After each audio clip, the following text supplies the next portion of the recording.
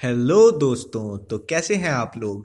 तो जैसा कि आप जानते ही हैं, पिछले 2 हफ्तों से दिल्ली के बॉर्डर पर पंजाब और हरियाणा के किसान धरने पर बैठे हैं और उनकी कुछ मांगे हैं जिन पर सरकार ने काफ़ी मांगों को माना है, कुछ को नहीं मांगा है।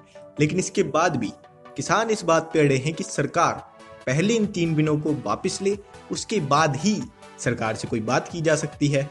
तो हमने सोचा, इतनी कंट्रोवर्सी हो रही है तो इन कृषि बिलों पर बात भी हो रही है, जो कि होना भी चाहिए। तो हमने सोचा एक नया पॉइंट जो हाल ही में उभर करके आया है, उससे भी आपको अवगत कराया जाए। तो जैसा कि आप जानते ही हैं, इस कृषि बिल का जो सेकंड बिल है, जो कि बात करता है कॉन्ट्रैक्ट फार्मिंग के बारे में, तो उसमें जब आप किसानों के तर्क सुनेंगे तो आप पाएंगे कि उसमें ज़्यादातर किसान बात कर रहे हैं कि अगर हम कॉन्ट्रैक्ट फार्मिंग करेंगे तो कॉरपोरेट्स हमारा शोषण करेंगे। शोषण कैसे करेंगे?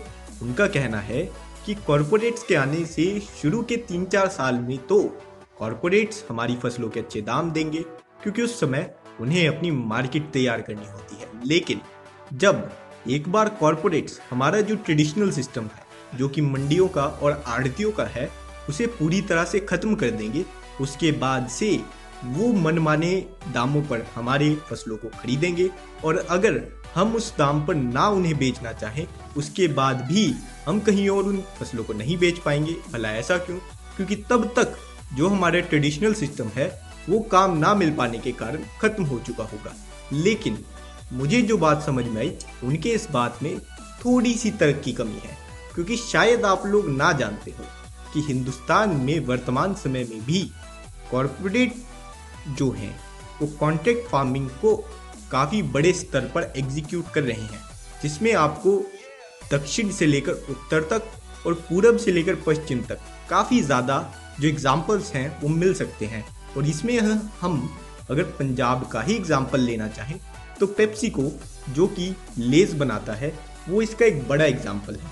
और साथ ही साथ अगर आप ध्यान से देखें तो आज के समय में बहुत से ऐसे स्टार्टअप उभर करके आ रहे हैं जो कि कॉन्ट्रैक्ट फार्मिंग से ही संबंधित है, जिसमें मैं आपको बिहार का एग्जांपल भी देना चाहूँगा। जी हाँ, बिहार में ही एक वेजिटेबल एंटरप्रेन्योर है सुबोध कुमार, जो कि IIM अहमदाबाद के ग्रेजुएट हैं। लेकिन उन्होंने करोड़ों का पैकेज लेने की बजाय सब्जी विक्रेताओं के साथ, या फिर कहूँ सब्जी उगाने वाले फार्मर्स के साथ एक कॉन्ट्रैक्ट फार्मिंग का स्टार्टअप शुरू करने का फैसला किया, जो कि बिहार का one of the most successful startup बनकर के उभरा। और जिसके कारण बिहार, जी हाँ वही बिहार जिसे लोग एक पिछड़ा और भुखमरी से भरा राज्य मानते हैं, वह सब्जी उत्पादन के मामले में भारत का 8वां सबसे बड़ा राज्य बन चुका है।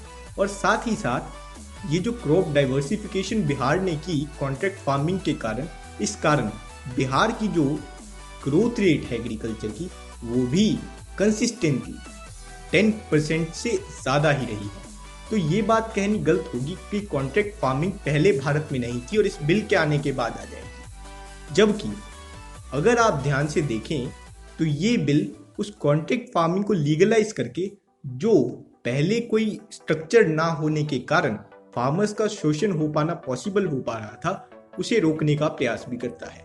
हालांकि फार्मर्स की बात सही है कि कॉरपोरेट के फार्मिंग में आने के कारण काफ़ी ज़्यादा पॉसिबिलिटी बन जाती है उनके शोषण की, जिसका ध्यान रखना सरकार का काम है।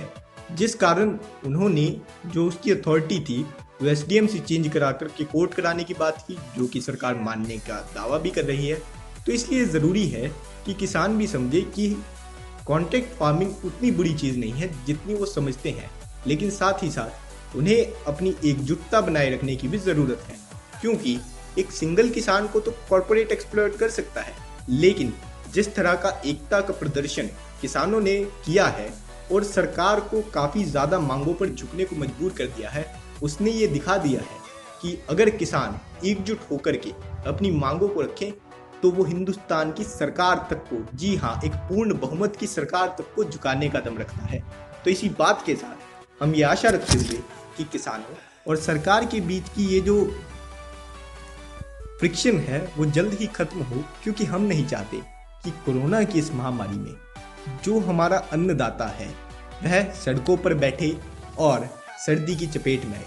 इसी के साथ हम आपसे विदा लेते हैं और आपसे ये रिक्वेस्ट करते हैं कि प्लीज़ वो बेल आइकन दबा दीजिए, हमारा चैनल सब्सक्राइब कर दीजिए और इस वीडियो को शेयर कीजिए।